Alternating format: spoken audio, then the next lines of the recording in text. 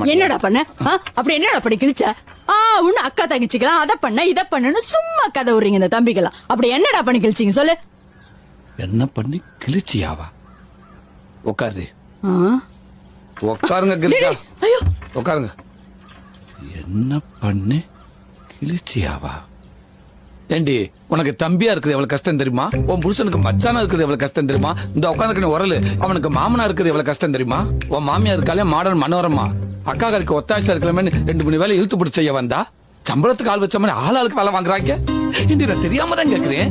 எங்க ஆத்தாகரி அவனுக்கு ஒன்ன கட்டி கொடுத்துருக்காளா இல்ல என்ன சேர்த்து கட்டி கொடுத்துருக்காளா? அந்த கூழ்பான இன்னைக்கு இல்ல அவனை எல்கேஜி சேர்த்து விட்டதுல இருந்து 7:30 மணி பள்ளிக்கூடத்துக்கு 5:30 மணிக்கு எழுப்பி விட்டு பல்ல விளக்கி விட்டு ஆய் கழுவி விட்டு குளிப்பாட்டி விட்டு துவட்டி தலை சீவி பவுடர் அடிச்சு யூனிஃபார்ம் பேர்ல சட்டை டவுசர் ஷூ சாக்ஸ் பெல்ட் கையில ஒரு பேச்சு லொட்டு லொசுக்குன்னு எல்லாத்தையும் மாட்டி விட்டு குதின்னு குதிக்கிறவனுக்கு குஞ்சுமணியை மாட்டிடாம ஜிப்பையும் போட்டு விட்டு அவனை பள்ளிக்கூடத்துக்கு ஏற்பாடு பண்றதுக்குள்ள என் பாடு பெரும்பாடா இருந்து நல்லா வருது. நான் எப்பெல்லாம் சோத்துல கை வைக்கிறேன்னு அப்பெல்லாம் உன் பிள்ளைக்கு ஆய் வந்துருண்டி.